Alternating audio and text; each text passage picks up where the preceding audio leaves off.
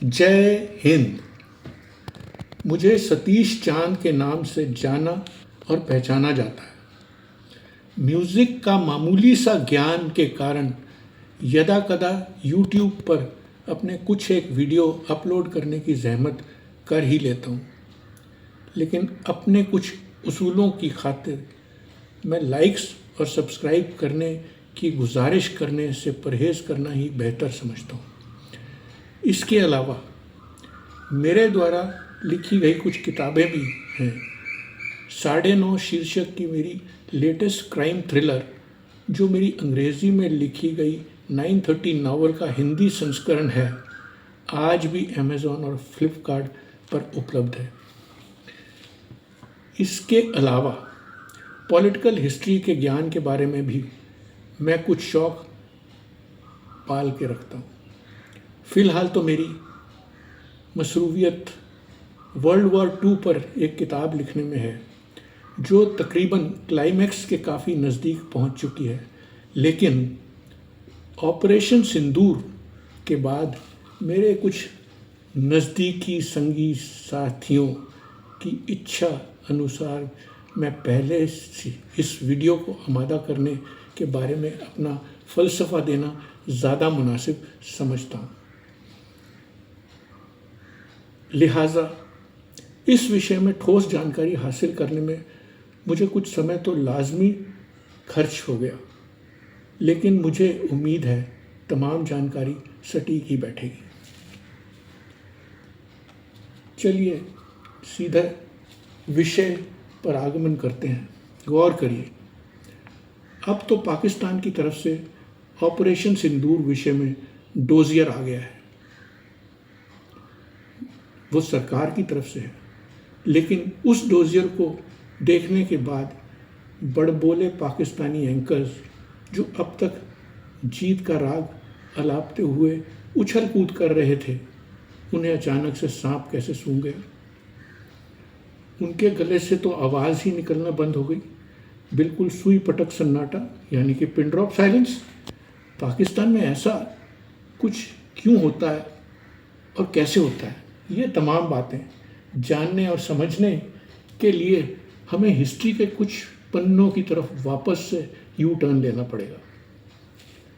पाकिस्तान के वास्तव के हुक्मरानों यानी कि आर्मी की हमेशा से मजबूरी यही रही है कि बुरी तरह से शिकस्त खाने के बावजूद अगर वो पाकिस्तान की इंडिया पर जीत का नगाड़ा ना बजाएं, तो उनको बुरी तरह से बेइज्जत होकर कुछ इस प्रकार की खस्ता हालत में बाहर का रास्ता दिखा कर रुसवा किया जाता है, जिसके बारे में सोच कर भी शानो शौकत से बसर करने वाले ऐसे तमाम आर्मी के जनरल्स के ऊपर से नीचे तक के पसीने लीक करने लग जाते हैं।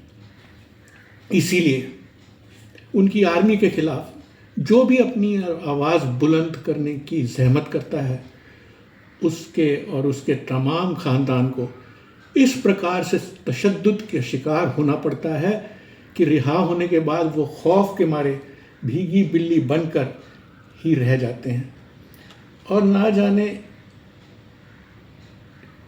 ना चाहते हुए भी सरकार यानी कि आर्मी के वाहियत के कसीदे पढ़ने के लिए मजबूर हो जाते हैं। लिहाजा झूठी कहानियों को हवा देने पाकिस्तान आर्मी की शुरू से ही मजबूरी रही है। लेकिन ये खेल कभी भी ज़्यादा दिनों तक टिक नहीं पाया है। कुछ अरसे तक मज़े लूटने के बाद जब जनता का रुख बर्दाश्त की सीमा रेखा के पार निकल जाता है, तो उन्हें अपनी गद्दी का त्याग देकर देश से रफू चक्कर होने में ही अपनी भलाई नज़र आती है। इसके जीते जागते मिसाल 1965 में दिखाई दिए, जब फील्ड मार्शल अयूब खान ने इंडिया के हाथों बुरी तरह से मार खाने के बावजूद पाकिस्तान की जीत का ढिंढोरा पीटने में कोई कोर कसर नहीं छोड़ी। जबकि वास्तविकता ये थी कि इंडियंस ने लाहौर तक पहुंचकर अपने झंडे गाड़ दिए थे और लाहौर एयरपोर्ट पर भी अपना कब्ज़ा जमा लिया था। लेकिन पाकिस्तानी जनता के सामने अयूब खान की झूठी कहानियाँ ज़्यादा दिनों तक टिक नहीं पाई और उन्हें बुरी तरह से लताड़ करके बाहर का रास्ता दिखा दिया गया। कुछ ऐसे ही 1971 की जंग में भी हुआ, जब जनरल यहिया खान ने भी कुछ ऐसी ही कोशिश की थी। रोज़ रेडियो पर उनके चमचे अपनी जीत के गुणगान करते रहे, लेकिन अंत में नतीजा कुछ ऐसा निकला कि 2 ही हफ्तों की जंग के अंदर पाकिस्तान 2 टुकड़ों में बंट गया और यहिया खान की भी जनता ने बुरी तरह से बेइज्जत करके धक्के मारकर छुट्टी कर दी। मुशर्रफ का भी 1999 कारगिल जंग के बाद कुछ ऐसा ही हाल हुआ। उसने अपनी जान बचाने के लिए दुबई में जाकर शरण ले ली। क्या किया जा सकता है जब इस प्रकार के नाजायज़ कारनामे पाकिस्तान आर्मी के डीएनए में ही शामिल हों। मसला यहाँ तक पहुँच चुका है कि अब ऐसे नापाक हरकतें करने से बाज आने उनके बस की सीमा रेखा लांघ चुकी है। इन सभी जंग का अगर पोस्टमार्टम कर लिया जाए तो ज़मीनी हकीकत निकलकर सामने आ जाएगी। उससे यह स्पष्ट हो जाता है कि पाकिस्तानी जनरल्स जो ऐशो आराम की जीवनी बसर करने और अपने इर्द गिर्द जी हजूरी वाले चमचों को पालने की बुरी लत पड़ चुकी है, इस कारण वो अपने नापाक मंजूरों की खातिर किसी भी हद तक जा सकते हैं। इस काम के लिए चाहे उन्हें जनता के सामने झूठी कहानियाँ गढ़नी पड़े या उन्हें डराना धमकाना पड़े या उनका बेवकूफ़ी क्यों ना बनाना पड़े, अपना उल्लू सीधा करने के लिए वो किसी भी हद तक जाने से बाज नहीं आते। उनका मकसद तो अपनी जय जयकार करवाकर गद्दी पर अपनी मजबूत पकड़ को मुसलसल और मजबूत करना ही होता है। ऑपरेशन सिंदूर के दौरान भी कुछ ऐसा ही सिलसिला जारी रहा। इस बार फ़र्क सिर्फ इतना था कि अब सोशल मीडिया पर खबरों का आदान प्रदान तेज़ी से होने लगा था, लिहाजा जनरल मुनीर को इंडिया के बारे में कश्मीर राग अलापने से भी बढ़कर असली दिक्कत इमरान खान के रिहा होने के डर से थी। उनको साफ दिखाई दे रहा था कि अगर कुछ दिन और निकल गए तो जनता का गुस्सा 7वें आसमान तक पहुंच जाएगा, जो इमरान को जेल से बाहर निकालने के लिए उन्हें मजबूर कर देगा। और अगर ऐसा हो गया तो उसकी खुद की चमड़ी की खैर नहीं होने वाली, क्योंकि उसके बदले मुनीर नाम का शख्स अडयाला जेल के सलाखों के पीछे कैदी नंबर 804 का बिल्ला चिपकाए हुए रोटियां बनाने के लिए जेल की चक्की पीस रहा होगा। इसीलिए इमरान खान को 1 घंटे के लिए भी अगर बाहर निकाल दिया गया तो मुनीर की खैर नहीं तो क्या 2 साल जेल में रहने के बाद वो कुछ दिन की पैरोल का हकदार भी नहीं बनता। हर किसी ने जेल में उनके गुड कंडक्ट के कसीदे पढ़े हैं, क्या वो भी उनको पैरोल पर छोड़ने के लिए काफ़ी नहीं था? लेकिन डरपोक और कायर मुनीर, जो ऑपरेशन सिंदूर के समय बंकर में छुपकर बैठ गया था, जनता जानता है कि पैरोल पर छूटते ही इमरान उनके लिए भारी मुसीबत बन जाएगा। ये जानते हुए भी कि पाकिस्तान में काफ़ी मात्रा में हिंदू भी बसे हुए हैं, मुनीर ने पहलगांव की घटना से कुछ ही दिन पहले हिंदू और मुस्लिमों के बीच एक ऐसी नफ़रत का बीज बोने की कोशिश की थी जिसके मकसद उसके पालतू उग्रवादियों को भड़काना था, ताकि वो पहलगांव जैसे अमानवीय घटना क्रम को अंजाम दे सकें। मुनीर जनता के दिमाग से इमरान खान के प्रति वफादारी के टॉपिक से गुमराह करके उनका ध्यान इंडिया पाकिस्तान की बातों में उलझा कर अपना उल्लू सीधा करना था। उसे एहसास था कि पहलगांव जैसी घटना के बाद भारत में मोदी की मजबूत लीडरशिप वाला भारत किसी भी सूरत में चुप बैठने वाला नहीं है। ऐसा ही कुछ हुआ भी। यहाँ से कहानी में एक नया ट्विस्ट आता है। इंडिया ने ऑपरेशन सिंदूर के अंतर्गत पाकिस्तान में घुसकर उनके सोइयों उग्रवादियों का काम तमाम करके पहलगांव वाली घटना का बदला लेकर अपने मकसद में कामयाबी हासिल कर ली। पाकिस्तान ने अपनी जनता का ध्यान भटकाने के लिए कुछ नाकाम पलटवार तो किए, जिसका भारत ने न केवल मुंह तोड़ जवाब दिया, बल्कि पाकिस्तान में दोबारा घुसकर उनके कई सारे एयर बेसों को नस्ता नाबूद कर दिया। ऑपरेशन सिंदूर के आगाज़ के 4 दिनों के बाद इंडिया के डीजीएमओ ने प्रेस कॉन्फ्रेंस में ऐलान कर दिया कि पाकिस्तान के डीजीएमओ की तरफ से सीज़ फायर की रिक्वेस्ट आई है, जिसको इंडिया ने मान लिया है। इसके बाद पाकिस्तान के जनरलों ने अपनी चमड़ी बचाने की खातिर बिना किसी सबूत के झूठी कहानियाँ गढ़कर अपनी जनता को गुमराह करने का काम किया। जब ये सब चल रहा था, उसी बीच Donald Trump out of the blue शांति का दूत बनकर बिन बुलाए मेहमान की तरह केवल अपनी पीठ थपथपाने के लिए बीच में ही कूद पड़ा और इंडिया और पाकिस्तान के बीच सीज़ फायर का ऐलान कर दिया, ताकि वो सीज़ फायर का सेहरा अपने सर पर बांधने का क्रेडिट ले सके।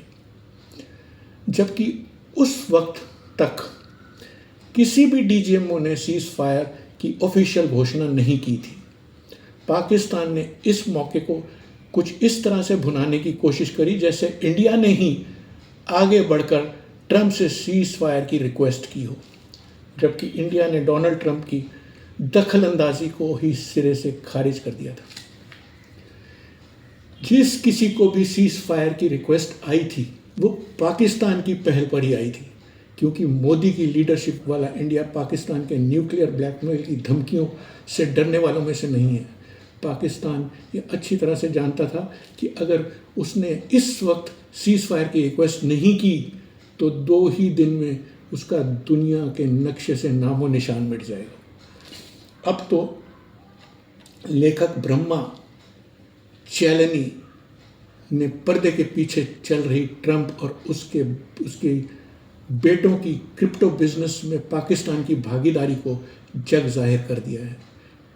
ट्रंप के अचानक से बदले हुए तेवर से उसकी पोल खोल कर रख दी कि खैर बुरी तरह से पिटने के बाद पाकिस्तान के डीजीएमओ ने अपनी प्रेस कॉन्फ्रेंस में ये तो मान लिया कि इंडिया ने उनके 2 जंगी जहाज़ मार गिराए हैं, जिनमें एक चाइना मेड है और दूसरा F-16 था।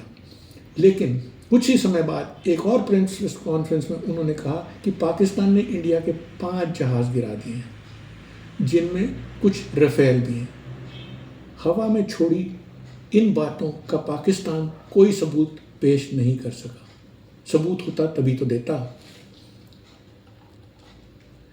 इसके अलावा परिपक्व और मंझे हुए इंडिया के डीजीएमओ ने अपना भाषण संतुलित रखते हुए ऑफिशियल पोजीशन की जानकारी आने तक इंतज़ार करने की इल्तिजा की। लेकिन फ़र्ज़ करो इंडिया का कुछ नुकसान हो भी गया हो,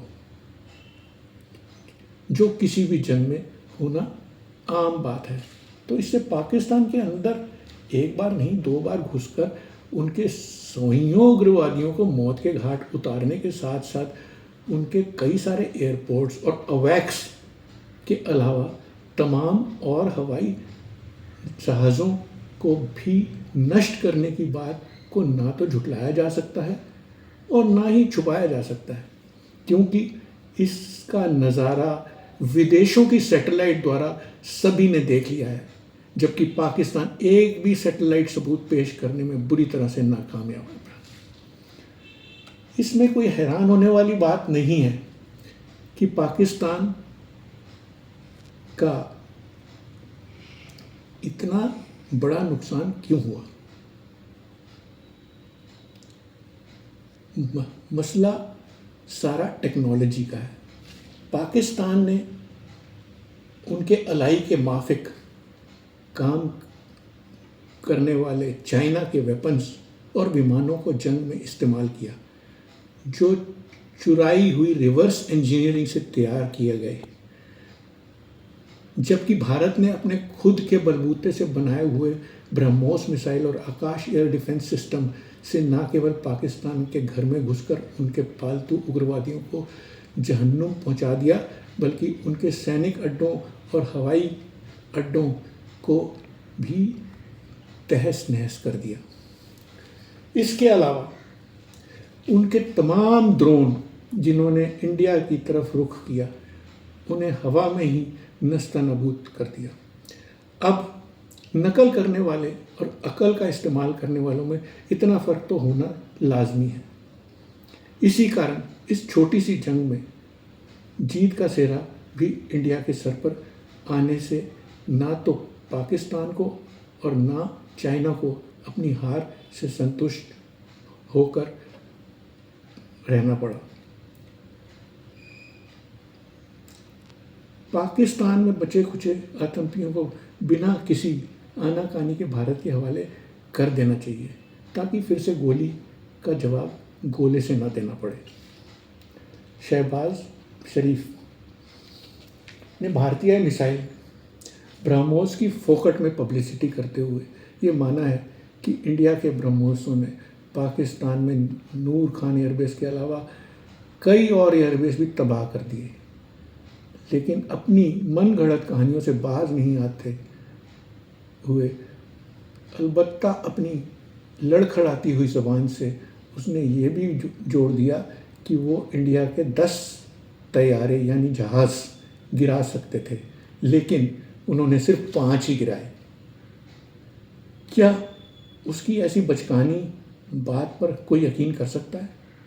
इसका तो यह मतलब हुआ कि मेरे 100 नंबर आ सकते थे, लेकिन मैंने इतने ही आंसर दिए कि मेरे 50 नंबर आए। वाह जनाब Shahbaz.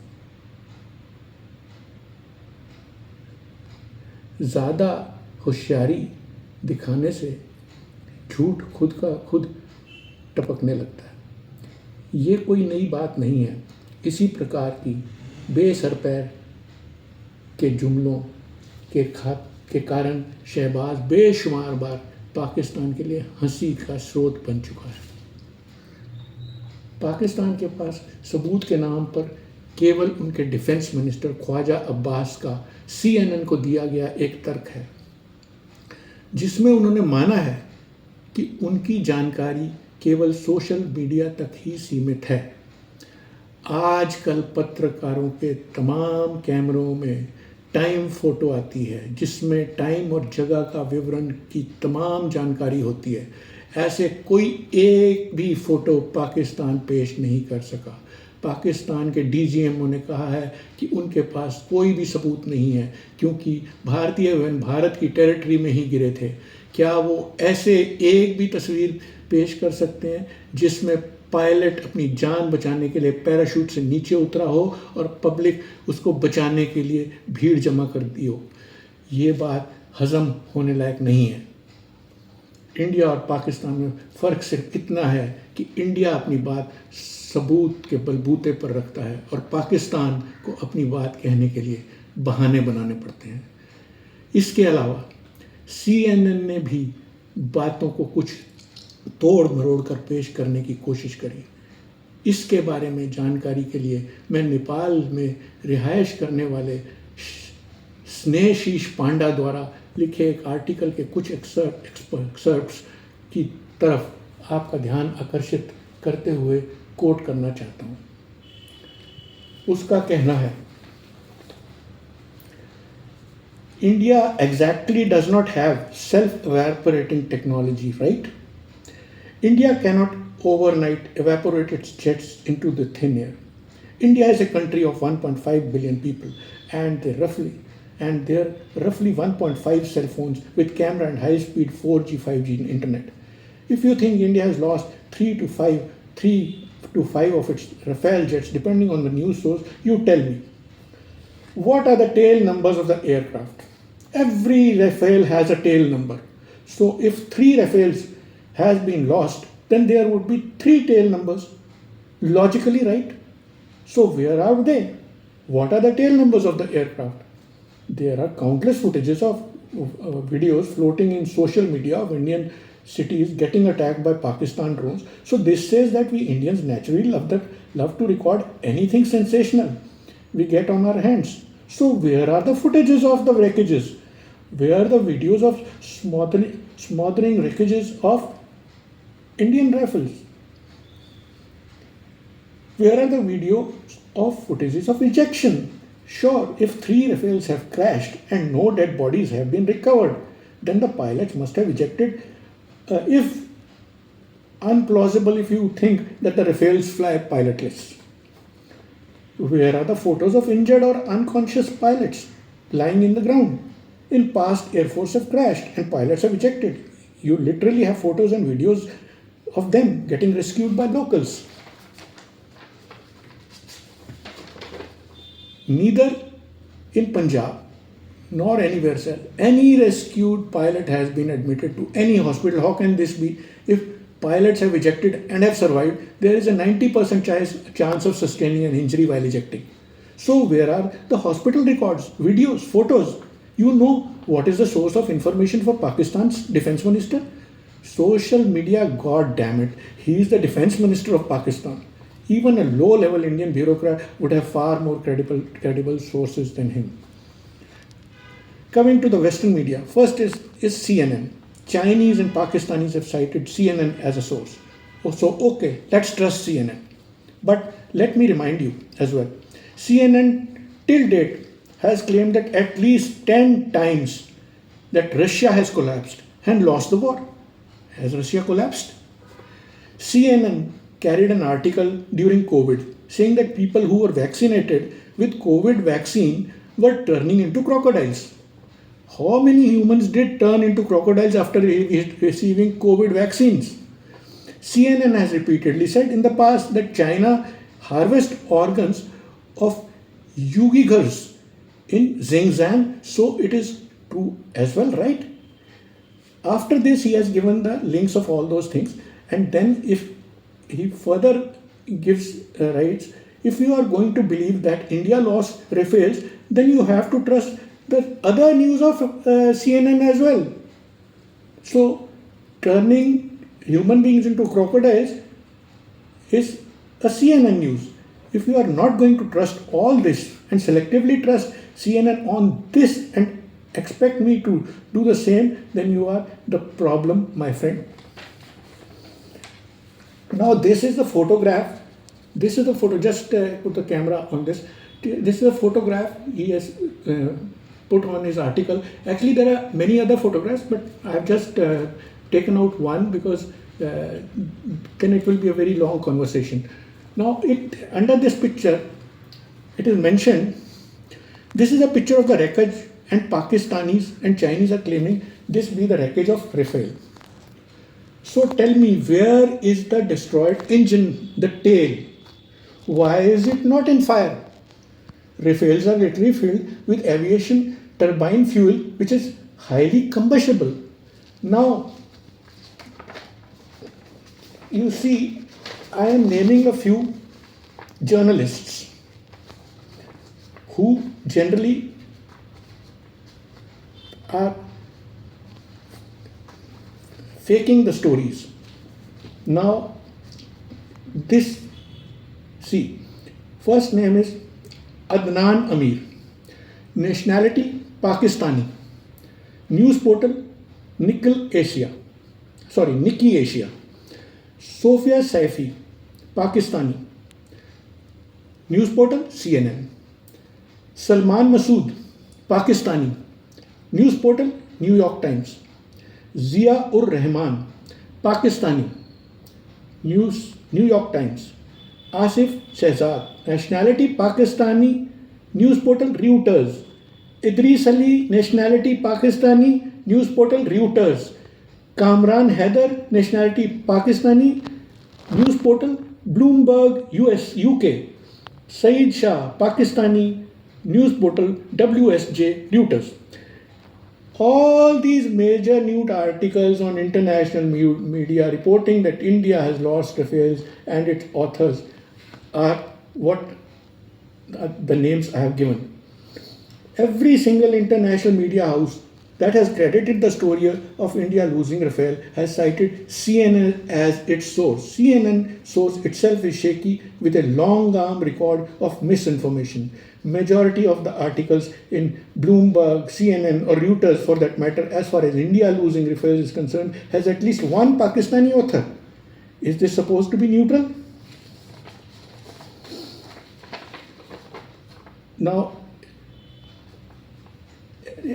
anyway, whatever it is, India must not be in delusion that, like Pakistan, that till date claims victory in 1965 war, despite India sitting inside Lahore and bombing the shit out of Lahore airport.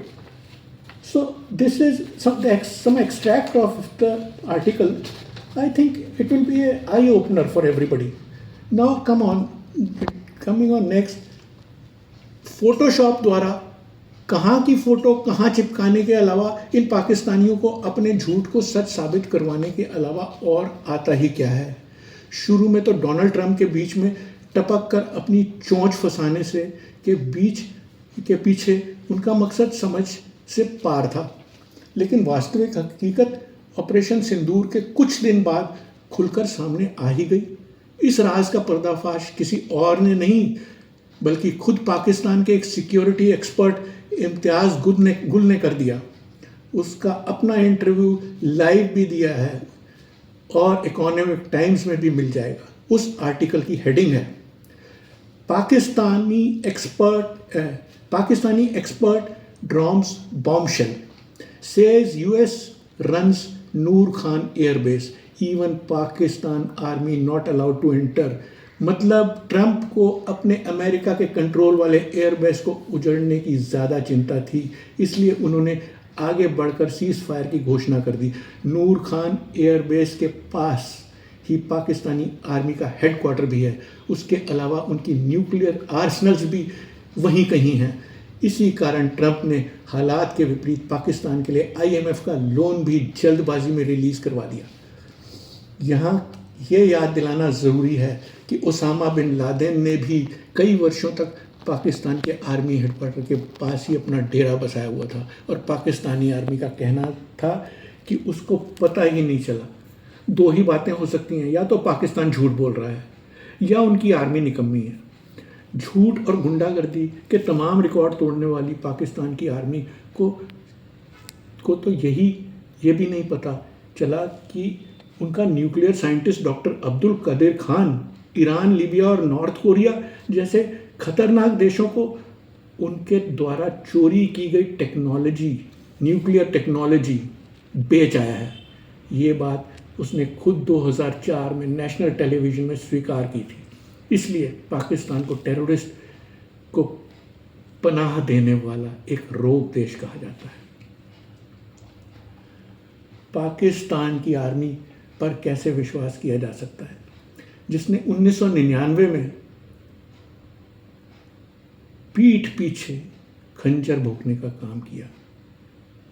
कट्टर हिंदू माने जाने वाले अटल बिहारी वाजपेयी ने हिम्मत की मिसाल कायम करते हुए खुद आगे बढ़कर बस यात्रा से पाकिस्तान जाकर दोस्ती का हाथ बढ़ाया था।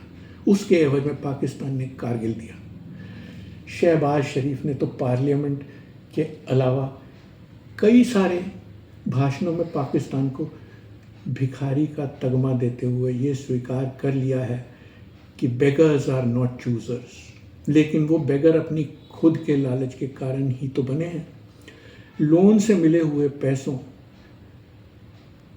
के आधे से ज़्यादा हिस्सा तो उग्रवादियों को भारत के खिलाफ प्रोपेगेंडा और हिंसक गतिविधियों में खर्च कर दिया जाता है। ये आर्मी वालों के विदेशों की सैर सपाटे और उनके खानदान को शान शौकत की ज़िंदगी बसर करने में खुलकर ज़ाया कर दिया जाता है। बाकी की कसर बचे खुचे पैसों से लोन का इंटरेस्ट और कंपाउंड इंटरेस्ट चुकाने में ही निकल जाता है। इसके अलावा पाकिस्तान को अपने न्यूक्लियर कार्यक्रम को ज़िंदा रखने के लिए भी तो मुसलसल पैसों की ज़रूरत पड़ना लाजमी है। ऑपरेशन सिंदूर कि वास्तविकता को पाकिस्तान ज़्यादा दिन दबाए नहीं रख सकता था, इसलिए उन्होंने तब तक अपना डोजियर नहीं लीक किया जब तक उनको ये यकीन नहीं हो गया कि उन्होंने पाकिस्तानियों का दिमाग को हिप्नोटाइज करके झूठी कहानी फैलाने में कामयाबी हासिल कर ली है। इसी कारण उन्होंने मौके का फ़ायदा उठाते हुए जल्दबाजी में मुनीर को फील्ड मार्शल घोषित कर दिया। हर पाकिस्तानी को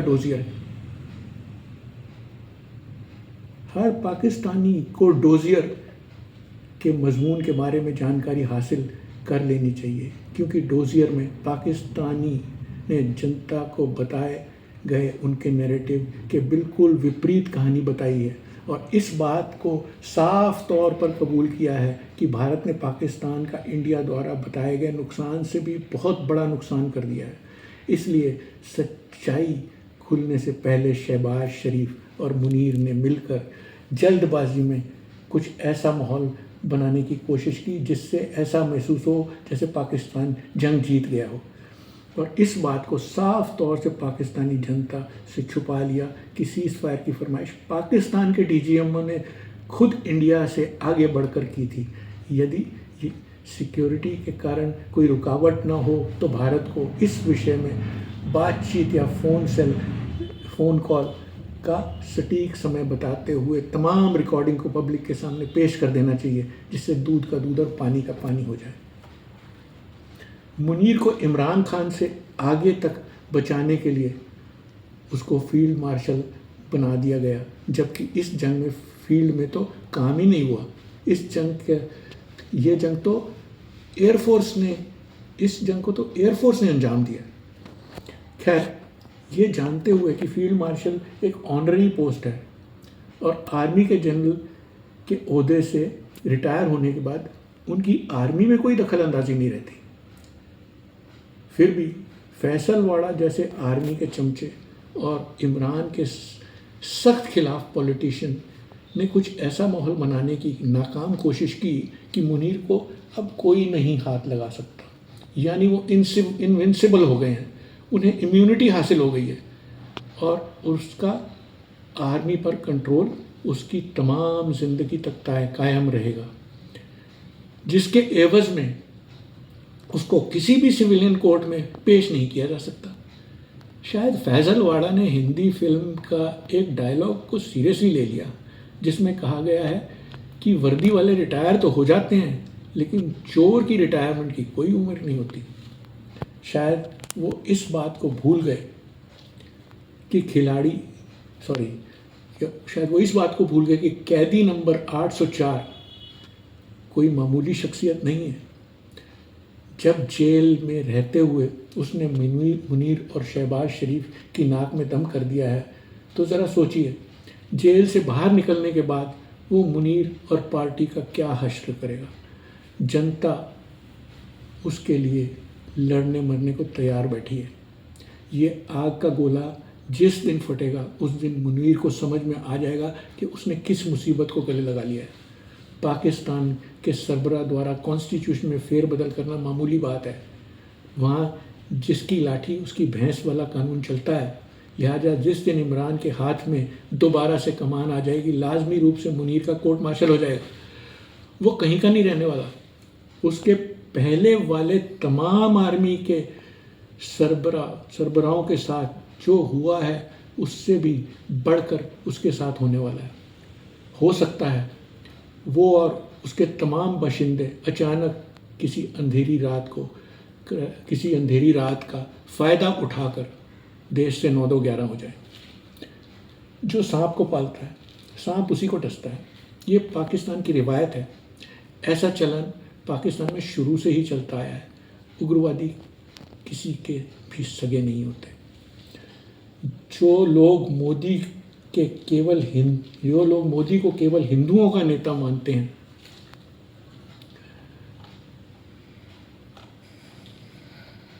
ज़रा अपने गरेबान में झांक कर देख लें। जितना मोदी ने मुस्लिमों के लिए किया है, खास करके उनकी महिलाओं के लिए, किसी और माई के लाल बड़बोले नेता ने ज़मीन पर करके नहीं दिखाया होगा। इंडिया की तो छोड़ दीजिए, क्या पाकिस्तान मोदी के माफिक 3 तलाक पर रोक लगा सकता था? लगा सकता है या लगा सकता था? शाह बानू केस एक और मिसाल है। मोदी को कोई कुछ भी कहे, जिसके नाम में ओम और ईद दोनों हैं, वो किसी के साथ भला कैसे भेदभाव कर सकता है? अगर मोदी के नाम को पलट कर पढ़ें तो उसमें ईद और ओम दोनों एक साथ आते हैं। ऐसा कमाल मोदी ही कर सकता है। जो लोग ये कहते हैं मोदी ने ट्रंप के सामने सरेंडर कर दिया, शायद इस बात को भूल गए कि मोदी वो शख्स है जिसको अमेरिका ने वीज़ा देने से साफ इनकार कर दिया था, लेकिन फिर हाथ जोड़कर उसको खुद इनवाइट करने के बाद उसका रेड कारपेट वेलकम भी करना अमेरिका की मजबूरी बन गई। ऐसे लोग शायद भूल गए कि ऐसी सार्किस्टिक बातों से वोट बढ़ने के बजाय घटने वाले हैं।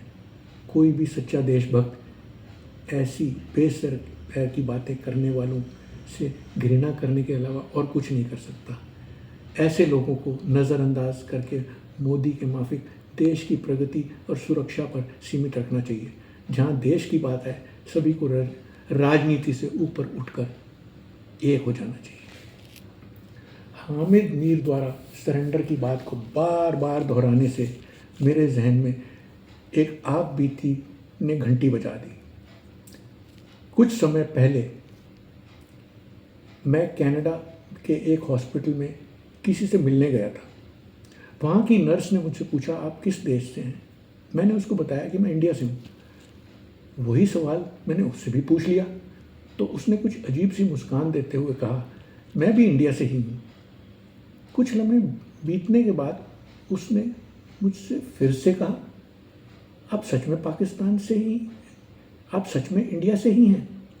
मैंने कहा, ऐसे तुमने क्यों सोच लिया?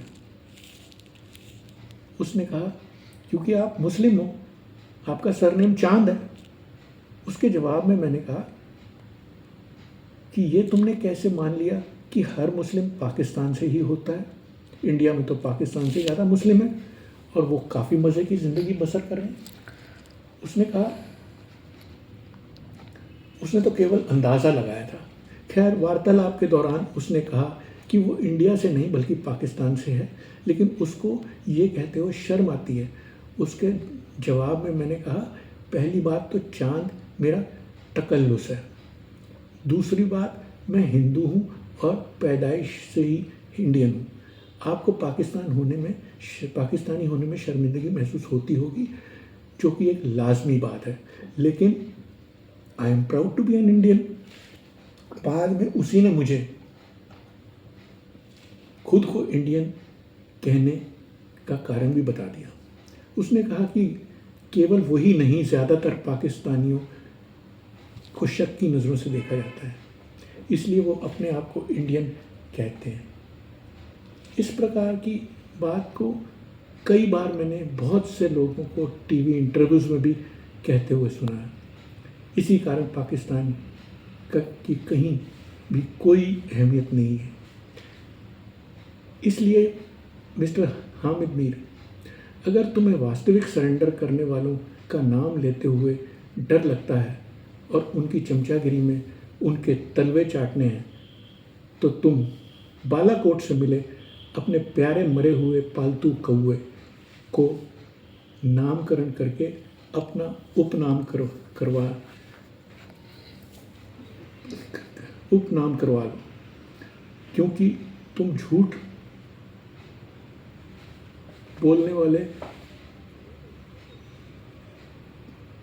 का जो गाना है, कौन सा है, क्या है, झूठ बोले कौवा काटे की बिरादरी वाले नाम से जैसा अपना नाम रख लो। झूठ बोलने वाले, क्योंकि मरा हुआ कौवा तो तुम्हें काटेगा नहीं, इसलिए तुम खूब झूठ बोल सकते हो और अपना उपनाम कौवा मैन रख लो। एनीवे,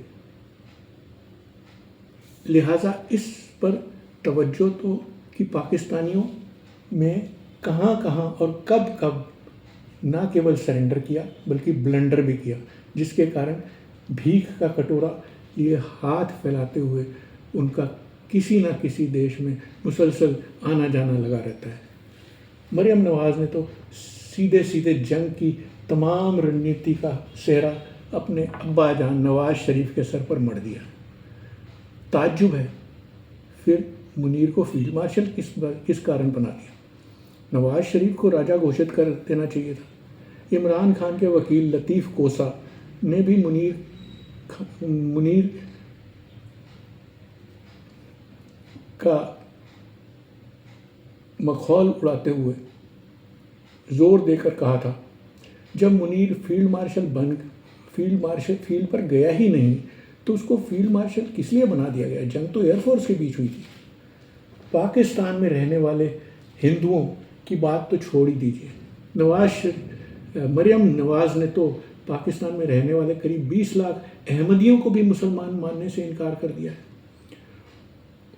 उसने भड़काऊ भाषण देते हुए यहाँ तक कह दिया कि अगर अहमदी ईद मनाएंगे तो उन पर 5 लाख रुपए का जुर्माना कर दिया जाएगा।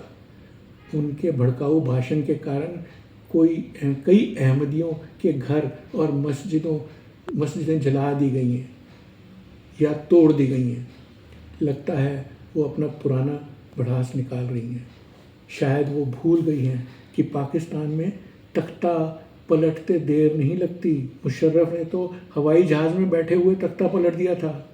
वहाँ तो तू चल मैं आया वाली रिवायत सदियों से चली आ रही है। इस वक्त तो नजम सेठी, मंसूर अली खान, मुबशिर लुकमान और हामिद मीर जैसे एंकर जो मुनीर को खुश करने के लिए जंग में आर्मी का पब्लिक को चूना लगाने वाला नैरेटिव की गिनी चुनी बातों का ही ढिंढोरा पीटे चले जा रहे हैं। यही लोग उनके जाते ही ऐसा यू टर्न लेते हुए इमरान खान के लिए उसकी दिलेरी के कसीबे पढ़ते हुए नजर आएंगे, जैसे उन्होंने पहले कुछ कहा ही नहीं था। उन बेचारों की औकात मरता क्या ना करता वाली है। अगर उन्होंने मुनीर के खिलाफ गलती से भी ज़ुबान खोलती तो या तो अंदर धर लिए जाएंगे या गायब कर दिए जाएंगे। उनके पुराने नैरेटिव्स को उलट कर देख लीजिए, मेरी बातों में सच्चाई साफ नज़र आएगी।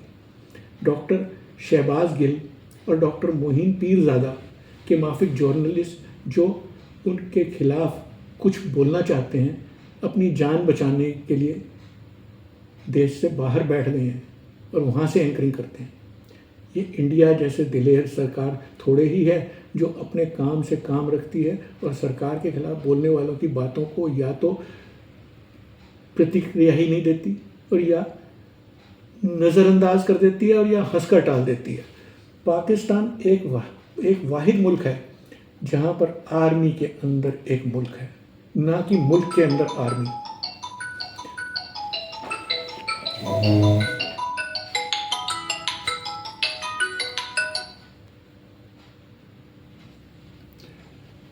पाकिस्तान एक वाहिद मुल्क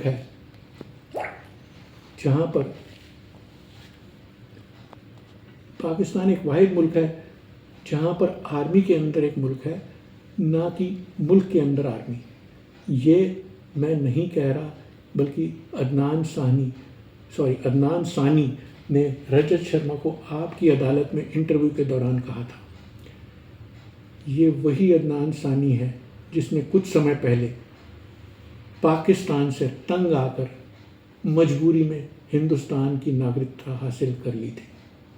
ये वही अदनान सानी है जो दुनिया का सबसे तेज़ पियानो बजाने के लिए ख्याति प्राप्त कर चुका है।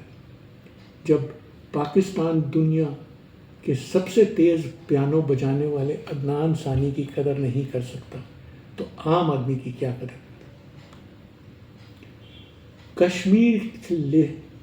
कश्मीर लेकर पाकिस्तान करेगा क्या? वो तो पाकिस्तान के साथ खुद नहीं जाना चाहते। पाकिस्तान के पास जो इलीगली कब्ज़ा किया हुआ कश्मीर का भाग है वो ही उनसे नहीं संभला जाता। वहाँ के लोग तो भारत से मिलने के लिए तड़प रहे हैं। खैबर पख्तून, बलूचिस्तान, सिंध, फटा ट्राइबल एरियाज और पंजाब के कुछ हिस्सों के तमाम नागरिक पाकिस्तान से अलग होना चाहते हैं। बलूचिस्तान ने तो यूएनओ को अलग मुल्क घोषित करने की अपील तक कर दी है। बॉर्डर पर अफगानिस्तान ने भी उनकी रातों की नींद हराम की हुई है। पाकिस्तान अपने बलबूते तो कुछ कर नहीं सकता। इंडिया को चीन का उनका साथ देने की धमकी देना उसकी चीन के साथ जी हजूरी में शामिल हो चुका है। ऑपरेशन सिंदूर में चीन ने कौन सा किला उखाड़ लिया? उल्टे चीन के कई रिवर्स इंजीनियरिंग द्वारा तैयार किए गए हवाई जहाज़ों को तबाह करवाने के बाद उनके शेयर्स की धड़ाम से गिरने की दशा देखकर चीन भी आइंदा पाकिस्तान से कन्नी काट लेगा। मोदी की हिम्मत तो देखिए, जिन्होंने अवैसी जैसे बंदों को ऑपरेशन सिंदूर की डेलीगेशन में चुना, जो हमेशा मोदी की तनकीद करते रहते हैं। बहुत लोग तो यहाँ तक कहते हैं कि अवैसी का भरोसा नहीं, विदेश में जाकर वो ना जाने भारत के बारे में क्या क्या मुख्तलिफ करता रहे। लेकिन मानना पड़ेगा कि अवैसी ने उम्मीद से ज़्यादा देश के प्रति अपनी वफादारी निभाई। वो बात और है कि देश के अंदर वो राजनीति में अपनी पार्टी को बढ़त दिलाने की मार्फत अपने विरोधियों के बारे में बड़े जोश और खरोश के साथ अपनी बात रखते हैं। कुछ गिने चुने मंद बुद्धि के लोग भूल गए कि असदुद्दीन अवैसी ने ये भी कहा था कि बहुत अच्छा हुआ कि पार्टीशन के वक्त उनके बड़े बुजुर्गों ने भारत और पाकिस्तान के बीच में से भारत में रहने का फैसला किया। पहलगाम में इंसानियत की तमाम हदें पार करने वालों पर उनको इतना गुस्सा आया कि उन्होंने एक भाषण के दौरान बेशुमार बार पाकिस्तानी मुर्दाबाद के नारे लगा दिए। पाकिस्तान के कुछ जर्नलिस्ट तो ऐसे हैं जिन्हें अपनी बिना हड्डी वाली ज़बान पर कंट्रोल ही नहीं है। उनमें से एक है मंसूर अली खान। वो चीप पब्लिसिटी पाने की खातिर अपने से काफ़ी सीनियर पत्रकार रंजना, जो वाहियात पत्रकार तक कह दिए। वो शायद भूल गए कि वो उनकी तरह यूट्यूब से पैसे कमाने के लिए अपने हर प्रोग्राम से पहले लाइक्स और सब्सक्राइब करने के लिए भीख नहीं मांगते। मंसूर अली खान अपने आप को बड़े शान से अनबायस्ड कहते हैं। ज़रा तुलना करके देख लो, उन्होंने अपने कार्यक्रम में ओलंपिक में पाकिस्तान के लिए जैवलिन में गोल्ड मेडल लाने वाले नदीम को कितना समय दिया और अपने बच्चों को स्कूल के कंपटीशन में मेडल लेने को कितना समय दिया। जब भी उनके बच्चे स्कूल के किसी प्रोग्राम में कुछ पोजीशन लाते हैं, मंसूर अली खान उनकी तारीफ के कसीदे पढ़ने लगते हैं।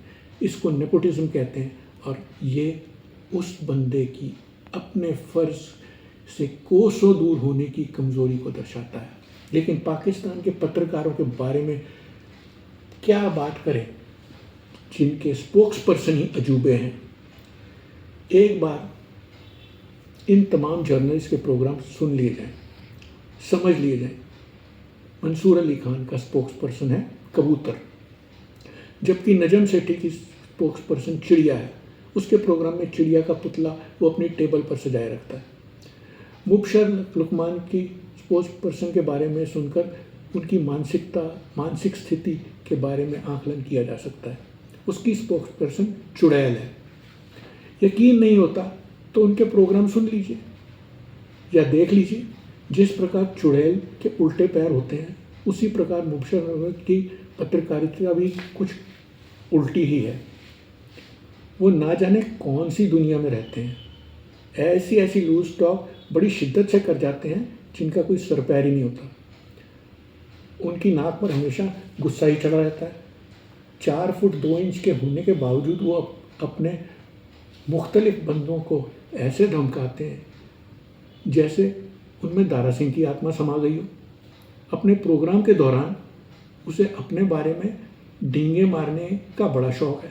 इनडायरेक्टली अपनी अमीरी के झंडे गाड़ने उसकी फितरत में शामिल है। जैसे फलाने अमीरजादे के पास वही कार है जैसी मेरे पास भी है, वगैरह वगैरह। क्रिकेट के बारे में तो वो ऐसे बातें करते हैं जैसे वो पाकिस्तान के लिए 1992 का वर्ल्ड कप खेल चुके हों, जबकि अगर उनसे क्रिकेट के बारे में कुछ बारीकियां पूछ ली जाएं तो वो बगले झांकने लगेंगे। इन पत्रकारों के अलावा हामिद मीर ही है जो अपना स्पोक्स पर्सन को जग जाहिर नहीं करता, क्योंकि उसका स्पोक्स पर्सन मरा हुआ कौवा है जिसके साथ उसकी दूसरी बालाकोट के जंगलों में हुई थी। शायद वो जानता है कि अगर उन्होंने भी बाकी लोगों के माफिक अपने गुप्त स्पोक्समैन को जाहिर कर दिया तो उन पर झूठ बोले कौवा काटे वाला ठप्पा लग जाएगा, इसलिए उनको कौवा मैन का टाइटल उन पर काफ़ी फिट बैठता है। अब जब पत्रकारों की मानसिकता ही ऐसी है तो उनसे क्या उम्मीद की जा सकती है। डर के वातावरण में जर्नलिज्म से कैसे इंसाफ हो सकता है। पाकिस्तान के तमाम पत्रकारों को समझ लेना चाहिए कि अगर वो खुलकर पब्लिक के सामने पाकिस्तान आर्मी की हार की पोल नहीं खोलेंगे तो वो खुद ही इमरान खान का जेल की सलाखों के पीछे सड़ने के लिए पाकिस्तान आर्मी को बहाना देंगे। अमेरिका में तमाम पत्रकारों को पाकिस्तान के तमाम पत्रकारों को समझ लेना चाहिए कि अगर वो खुलकर पब्लिक के सामने पाकिस्तान आर्मी की पोल नहीं खोलेंगे तो वो खुद इमरान खान को जेल की सलाखों के पीछे सड़ने के लिए पाकिस्तान आर्मी को बहाना देंगे। अमेरिका में बैठे पत्रकार डॉक्टर मोइन पीरजादा क्योंकि पाकिस्तान से बाहर हैं, इसलिए उसने हिम्मत करके इतना तो बोल दिया कि पाकिस्तान ने जो भी कहा है वो केवल मुंह ज़बानी है, उसका कोई सबूत नहीं पेश किया, जबकि भारत ने तमाम बातों का विदेशी सैटेलाइट सबूत पेश किया है। उन्होंने तो यहाँ तक कह दिया कि अगर मान भी लिया जाए कि पाकिस्तान जो कह रहा है सच है, फिर भी जितना बड़ा नुकसान भारत ने पाकिस्तान का किया है उसकी तो कल्पना भी नहीं की जा सकती। ऐसे पत्रकारों के चैनल को पाकिस्तान ने बैन किया हुआ है। भारत सरकार की अच्छी बात है कि उन्होंने ऐसे पाकिस्तानी पत्रकारों पर बैन लगा दिया है जो भारत के खिलाफ बोलकर यूट्यूब से काम करके पैसा कमा रहे हैं। भारत को ये सोचना चाहिए कि अगर घर के अंदर सींध लगाए बैठे मीर जाफ़र और मीर सादिक जैसे बशिंदों के साथ क्या सलूक करना चाहिए। ऐसे लोगों के खिलाफ बुलंदी के साथ सख्त कानून बनाया जाना चाहिए ताकि ऐसे लोग मौके की नज़ाकत को समझें और अपनी ज़बान गलत इस्तेमाल करने की हिम्मत ना कर सकें। पाकिस्तान तो समय समय पर इमरान खान के फेवर में बोलने वाले जर्नलिस्ट पर बैन लगाता ही रहा है। अहमद नूरानी नाम के पत्रकार जो अपनी जान बचाने की खातिर देश से बाहर चले गए, उसके खिलाफ इन्वेस्टिगेशन बिठा दी गई है। इसी प्रकार इमरान खान नाम के ही एक जर्नलिस्ट के अलावा कई और एंकर्स के चैनल पर भी समय समय पर बैन ठोक दिया जाता है। अरशद शरीफ जो कीनिया में टारगेट किलिंग द्वारा जान से हाथ धो बैठे, इस प्रकार के अनगिनत एग्जाम्पल हैं। कई न्यूज़ चैनल बैन के लपेटे में आ चुके हैं, जबकि कुछ पत्रकारों को अंडरग्राउंड कर दिया गया है। पाकिस्तान के चैनल तो तभी बिना रोक टोक के चल पाते हैं जब वो उनकी आर्मी के झूठ के पुलंदे के साथ देते हैं। भारतीयों ने 1965 की जंग से पाकिस्तान के खिलाफ तमाम ऑपरेशंस के विभिन्न प्रकार के कई नाम दिए थे। मोदी के आने के बाद 2016 में उरी वाले एपिसोड को सर्जिकल स्ट्राइक के नाम से जाना जाता है, लेकिन उसको ऑपरेशन एक्स भी कहा जाता है। 2019 में बालाकोट एयर स्ट्राइक्स का नाम ऑपरेशन बंदर रखा गया था। उसके बाद 2025 में ऑपरेशन सिंदूर का आगमन हुआ, जिसका अभी अंत नहीं हुआ है। इस वक्त वो होल्ड पर है और यही नाम आगे भी चलता रहेगा। अगर पाकिस्तानियों ने फिर से कोई उल्टी हरकत करने की जहमत की तो उन्हें नाकों चने चबवा दिए जाएंगे। जो भी पत्रकार इमरान खान की रिहाई चाहते हैं उन्हें कावड़ होने के बजाय खुलकर सामने आना ही पड़ेगा और आर्मी द्वारा इमरान खान को सदा के लिए जेल की सलाखों से के पीछे सड़ने के लिए झूठे नैरेटिव्स बिल्ड करने के आर्मी के मंसूबों के बारे में जनता को खुलकर बताना ही पड़ेगा, नहीं तो इमरान खान सदा के लिए जेल की सलाखों के पीछे सड़ते ही रहेंगे। पाकिस्तान से बाहर रहने वाले डॉक्टर शहजाद गिल जैसे पत्रकारों को अपनी आवाज़ बुलंद करनी ही पड़ेगी और खुलकर मुनीर को फील्ड मार्शल बनाने के पीछे उनकी नापाक मंशा के बारे में जनता को जागरूक करना ही होगा, ताकि जनता जान हथेली पर रखकर उम्मीद से भी बड़ी तादाद में इमरान खान को जेल से बाहर निकालने के लिए सड़कों पर निकल पड़े और इमरान को रिहा करने के लिए एड़ी चोटी का जोर लगाते हुए मुनीर को मजबूर कर दे। फिलहाल तो ऐसा लगता है इमरान खान के चमचे और फिलहाल तो ऐसा लगता है कि इमरान खान के चाहने वालों में एकजुट होने का दम ही नहीं है, वरना तो अब तक जनता यूनाइटेड होकर हर सूरत में इमरान खान को जेल से बाहर निकालकर उसको गद्दी पर फिर से बैठाने में कामयाब हो चुकी होती। इमरान खान की बीवी बुशरा बीवी द्वारा दिए गए तमाम नुस्खे और टोटके तो उसने शिद्दत से इस्तेमाल करके देख लिए, लेकिन उनमें से कोई भी उसके काम नहीं आया, उल्टा उसे जिल्लत का ही सामना करना पड़ा। अब उसको अपने नाम इमरान में तो ए लगाकर भी देख लेना चाहिए, शायद ऐसा करने से उसकी रिहाई जल्द हो जाए। एक और अंधविश्वास करने में हर्जी क्या है, चल गया तो तीर नहीं तो तुक्का। Frankly speaking, I always admired Imran Khan's cricketing leadership qualities as well as his mesmerizing bowling action. But as a politician, I feel at present none of the present politicians in Pakistan are diplomatically talented enough to achieve the position of shake hand distance with India, because they have no control on their mouths. Adamant nature will not help. Spilling threatening words behind the back of India at the wrong time will only escalate the anger of the India and Indians. Relying on China all the time will not help in the long run, unless their own interest is behind the back of their minds. China will never interfere in matters associated with other countries' internal bilateral politics. Though earlier I have mentioned quite a few sarcastic comments about Najm City, but at the same time I admire his situational and flexible diplomatic abilities as well as his orator skills. And if he be sworn in as the PM of Pakistan, I vouch he will do something different to bring Pakistan a few steps closer to India, maybe even at the cost of making Pakistanis believe that Kashmir issue be kept in hibernation for a while, at least till Pakistan achieves the tag of a moving forward progressive nation. My personal opinion may not be taken for granted, but trust me, finding the right kind of talent to lead the country does not need rocket science. Earlier, the ratio between India and Pakistan was not huge. Now, there is a vast difference in all counts between India and Pakistan, as India economically is rated as the fourth largest economy in the world right now. The unappropriate difference is as good as India landing on the moon and image of the moon on Pakistan flag. Hopefully better sense prevails and someone with really some extra bit of gifted talent takes on the baton of leadership to make a terrorist-free Pakistan. It will be good for the entire peace-loving communities worldwide. Ameen and Jai Hind. Thank you.